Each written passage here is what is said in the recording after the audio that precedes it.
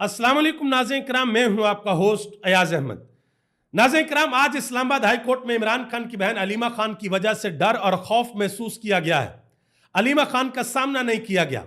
जैसे ही Aleema Khan Islamabad high court के अंदर आई तो चीफ जस्टिस के अमले ने यह कहा कि चीफ जस्टिस साहब अदालत से जा चुके हैं, और बाद में यह इंकशाफ हुआ कि वह अदालत के अंदर मौजूद थे, लेकिन शायद अलीमा खान का सामना नहीं करना चाहते थे। अलीमा खान ने अदालत के अंदर आज बड़ी दबंग गुफ्तगू की है, वो आपके सामने रखने के लिए जा रहा हूं। अली अमीन गंडापुर से भी आज सवाल हुआ है कि आखिर क्यों इमरान खान की उनकी बहनों के साथ मुलाकात नहीं करवाई जाती। उन्होंने भी जवाब दिया है। और आज पंजाब असेंबली के अंदर पाकिस्तान तहरीक इंसाफ के एक नौजवान एमपीए ने बड़ा दबंग ऐलान किया है। उन्होंने कहा कि किसी का बाप भी हमें पाकिस्तान तहरीक इंसाफ का झंडा उठाने से नहीं रोक सकता। सुप्रीम कोर्ट ऑफ पाकिस्तान से अहम तरीन खबरें हैं 9 मई के केसेस के हवाले से और मिलिट्री कोर्ट केसेस के हवाले से। आज लाहौर के अंदर एहतजाज भी हुआ है, और आखिर में एक इंतहाई अहम खबर है बांग्लादेश के हवाले से। बांग्लादेश ने पाकिस्तान से 2 अहम तरीन मुतालबात कर दिए हैं, इसके ऊपर भी बात करेंगे। आगे बढ़ने से कबल गुजारिश करूंगा कि वीडियो को लाइक कर दें, चैनल को सब्सक्राइब कर लें, और मेरे उन तमाम दोस्तों का बेहद शुक्रिया जिन्होंने हमारे यूट्यूब चैनल को सब्सक्राइब किया। नाज़रीन किराम, सबसे पहले बात करते हैं अलीमा खान की। अलीमा खान को इमरान खान के साथ मुलाकात नहीं करने दी गई। उनके साथ उनको यकीन दहानी करवाई गई थी कि आप जुमेरात को आना, आपकी मुलाकात करवा देंगे, लेकिन फिर पिछली किस्त दोहराई गई। उनको अडयाला जेल के बाहर से गिरफ्तार किया गया और फिर दूर दराज एक मुकाम पे मोटरवे के ऊपर लाकर उतार दिया। तो अलीमा खान आज गई थी तौहीन अदालत की दरख्वास्त दायर करने के लिए, लेकिन जैसे ही वो पहुंची तो चीफ जस्टिस साहब जो है इस्लामाबाद हाई कोर्ट के, उनके अमले ने बताया कि चीफ जस्टिस साहब इस्लामाबाद हाई कोर्ट के अंदर मौजूद नहीं है। तो अलीमा खान ने इस हवाले से गुफ्तगू की। उन्होंने कहा कि हमारे जज साहब के कमरे में दाखिल होने से पहले ही जज साहब चले गए। उन्होंने कहा कि अगर जज में हिम्मत नहीं कि हमें इंसाफ दें तो वो इस्तीफा देकर घर चले जाए। और एक इंकशाफ किया कोर्ट रिपोर्टर हैं फैसल अब्बास।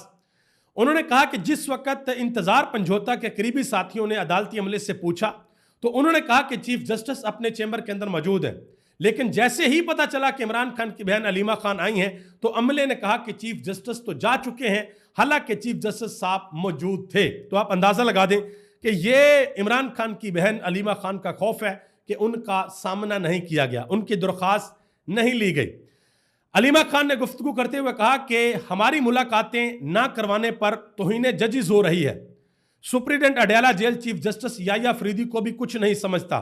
इमरान खान के मुकदमात लड़ने वाले वकला को भी नहीं मिलने दिया जाता। ये बातें अलीमा खान ने की हैं। उन्होंने कहा कि इमरान खान से 1000 लोग मिले, 100 बिस्मिल्लाह, किसी किस्म का कोई मसला नहीं है। उन्होंने कहा कि लेकिन उस वक्त पर ना जाएं जब वकला से मुलाकात का वक्त होता है। हम आइंदा वहां पर खड़े होंगे और मुतल्लका वकला की मुलाकात जब तक नहीं होती किसी और को मुलाकात नहीं करने देंगे। उन्होंने कहा कि मंगल का दिन वकला का दिन होता है। अदालत ने जितने वकला का मिलने का ऑर्डर दिया है दूसरे वकला को मलवा कर खाना पूरी की जाती है। ये उन्होंने कहा है कि जो लिस्ट दी जाती है कमेटी की जानिब से उन्हीं वकला को मिलना चाहिए, और हम वहां पर खड़ी होंगी, और हम जो दूसरे लोग आते हैं जाकर इमरान खान से मुलाकात करते हैं हम उनको मंगल वाले दिन मुलाकात नहीं करने देंगे। इस हवाले से चीफ ऑर्गेनाइजर, पंजाब की चीफ ऑर्गेनाइजर है आलिया हमजा, उन्होंने अहम तरीन गुफ्तगू की है। उन्होंने कहा कि 3 साल में इन्होंने भरपूर फस्तायत करके देख ली है, अब ये लोग मुलाकात के लिए रोड़े अटकाते हैं। इमरान खान की बहनों के साथ मुलाकात नहीं करवाते, डरते हैं। उन्होंने कहा कि डर ये है कि कहीं इमरान खान के ख्यालात बाहर ना आ जाएं। उन्होंने कहा लेकिन इमरान खान तो हर दिल के अंदर बसता है। यह बात की है आलिया हमजा ने।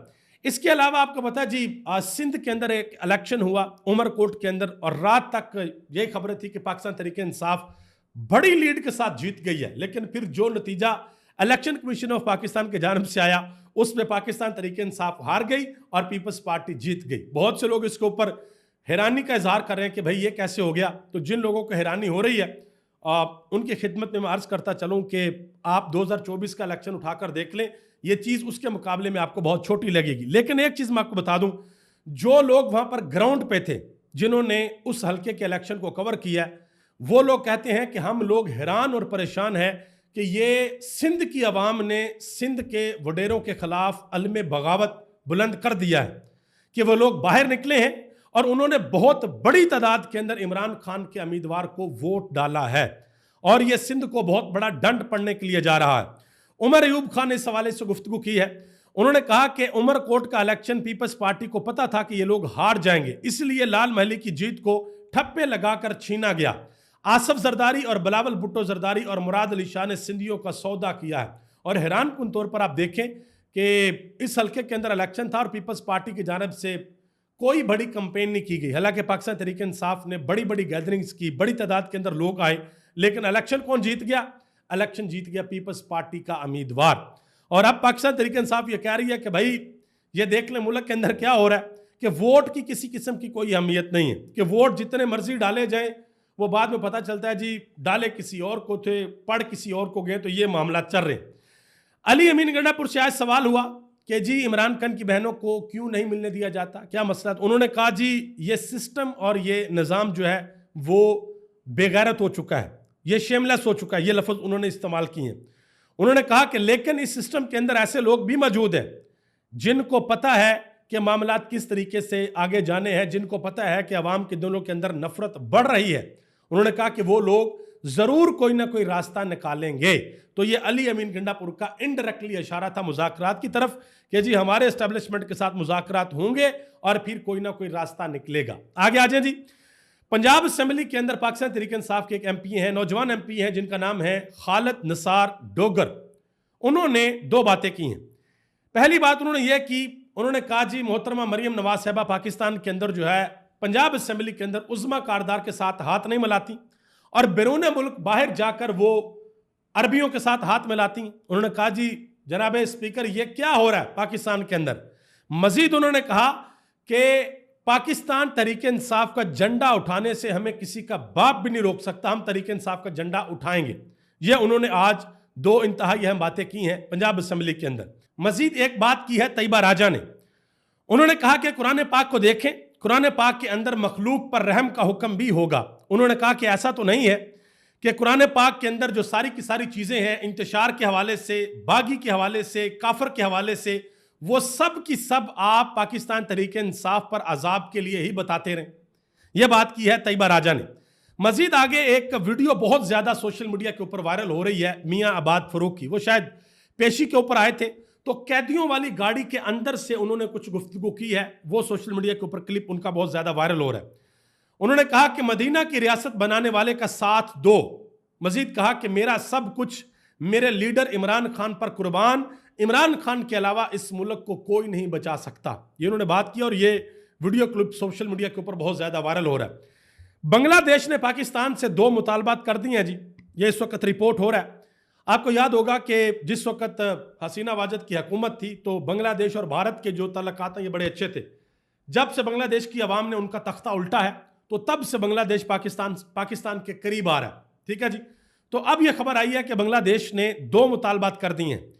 एक तो उन्होंने कहा जी जो हम 1971 में आप लोगों से अलहदा हुए तो असासों की मद में 4 अरब 10 करोड़ डॉलर आप हमें दें।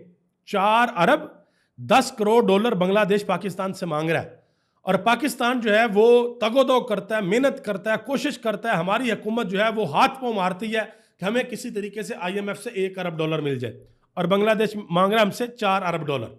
मजीद ये डिमांड की गई है कि 1971 के वाकयात पर बाज़ाब्ता तौर पर माफ़ी मांगी जाए। अब देखते हैं कि पाकिस्तान की हुकूमत इसके ऊपर क्या जवाब देती है। 9 मई के हवाले से सुप्रीम कोर्ट ऑफ पाकिस्तान से अहम तरीन तहरीरी हुक्मनामा जारी हुआ है कि 9 मई के जो मुकदमात हैं उनका फैसला 4 माह के अंदर मुकम्मल किया जाए। तो शायद ये अगस्त के आखिर तक ये 4 माह मुकम्मल होंगे और तब तक जो है इसका फैसला किया जाएगा। आगे आ जाए जी। जो मिलिट्री कोर्ट है उस हवाले से भी अहम तरीन समातें चल रही हैं। आईनी बेंच के अंदर एक बात कही, यह कहा गया कि सवाल इतना है कि फौजी अदालतों को अदालतें कहा जा सकता है या नहीं कहा जा सकता। ये आईनी बेंच से एक जज साहब ने पूछा तो ख्वाजा हारिस साहब जो कि वकील हैं उन्होंने कहा कि किसी मुल्ज़म ने यह नहीं कहा कि उसे फेयर ट्रायल नहीं मिला, सबको फेयर ट्रायल मिला है। तो आगे से अदालत ने कहा कि अगर ऐसा कहते तो जाते कहां पे, लोगों से जो कुछ हुआ वो बता चुके हैं। अब अटॉर्नी जनरल साहब जो है वो अपने दलाइल देंगे और अभी अनकरीब इस केस का फैसला भी आ जाएगा और ये फैसला भी इंतहाई अहम फैसला होगा। हो सकता है कि शायद मई के महीने में इसका फैसला आए, 9 मई के आसपास इसका फैसला आ जाए। लाहौर के अंदर आज हेल्थ वर्कर्स ने एहतजाज किया है, बड़ी तादाद के अंदर लोग इकट्ठे हुए थे और पुलिस ने उनको वाटर कैनन का इस्तेमाल किया है और उनको मुंतशिर किया है। आपको पता है कि गर्मी बहुत ज़्यादा है और डॉक्टर शुएब न्याजी, उनकी तबीयत वहाँ पर बहुत ज़्यादा ख़राब होगी और इतलात आ रही हैं कि वो ज़ख्मी भी हो गए। इसके अलावा डॉक्टर सलमान हसीब चौधरी और डॉक्टर इमरान भट्टी, उनके हवाले से भी इतलात आ रही हैं कि उनको भी नुकसान पहुँचा है, वो भी ज़ख्मी हुए हैं। इसके अलावा लाहौर हाई कोर्ट से खबर है, शाकिर महमूद अवान साहब ने ट्वीट किया है, कहते हैं कि लाहौर हाई कोर्ट में नए तैनात होने वाले जज को कमरा अदालत में खून की उल्टियां हुई हैं, उनको सर्विस अस्पताल मुंतकिल कर दिया गया है और उनकी हालत तशवीशनाक बताई जा रही है। ये उन्होंने ट्वीट किया है। आगे आ जाए जी, नदीम मलिक के शो में नईम हैदर पंजोता ने एक बड़ी अहम बात की है। वो बात हो रही थी 26 नवंबर के एहतजाज के हवाले से, तो नदीम मलिक ने कहा कि पंजाब से बंदे नहीं आए, ज़्यादा बंदे KPK से आए। तो नईम हैदर पंजोता ने कहा कि ठीक है, ऐसा मान लेते हैं कि ज़्यादा बंदे KPK से आए, लेकिन आप ये बताएं कि इस बात का क्या जवाब है कि गोली क्यों चलाई, निहत्थे लोगों के ऊपर गोली क्यों चलाई गई। मजीद उन्होंने कहा कि क्या निहत्थे लोगों पर गोली चलाना जायज़ है? जो लाशें नहीं दी जा रही थी, FIR नहीं दर्ज हुई, क्या कोई उनको पूछेगा या नहीं पूछेगा? ये बात की है नईम हैदर पंजोता ने। एक और अहम खबर है जी, चीफ जस्टिस याह्या फरीदी साहब अपने साथी जजेस के साथ 5 रोज़ा दौरे पर चाइना जा रहे हैं। वहाँ पर कोई जुडिशियल कॉन्फ्रेंस हो रही है, वहाँ पर जा रहे हैं। तो जब वो मुल्क के अंदर मौजूद नहीं होंगे तो उनकी जगह पर चीफ जस्टिस, जो कायम मकाम चीफ जस्टिस होंगे, वो जस्टिस मंसूर अली शाह होंगे। ठीक है जी। आगे आ जाए, एक और खबर है, वो खबर ये है, बड़ी इंपॉर्टेंट और इंटरेस्टिंग खबर है कि जो आईनी बेंच है, और उस आईनी बेंच के अंदर तकरीबन इस वक्त तक 15 जजेस हो गए और बहुत से लोग ये बातें कर रहे हैं कि हो सकता है कि अब जो मखसूस नशिस्तों वाली अपील है वो इस आईनी बेंच के अंदर लग जाए और पाकिस्तान तहरीक इंसाफ से वो नशिस्तें छीन ली जाएं और वो नशिस्तें हुकूमत को दे दी जाएं। देखते हैं कि आगे क्या होता है। इस मुल्क के अंदर बहुत बहुत कुछ हो गया भाई, देखते हैं कि आने वाले दिनों में क्या होता है। वज़ीर ममलकत दाखिला तलाल चौधरी साहब, उन्होंने एक न्यूज़ कॉन्फ्रेंस की है और उन्होंने बताया है कि हुकूमत ने एक अहम तरीन फैसला कर लिया है और तमाम सूबों को आगाह कर दिया गया है कि आज के दिन से अगर कोई शख्स किसी गैर कानूनी किसी शख्स को कोई गैर कानूनी मदद फराहम करेगा, अगर किसी ने कोई जगह, कोई दुकान या कोई मकान किराए के ऊपर दिया तो वो जिम्मेदार ठहराया जाएगा।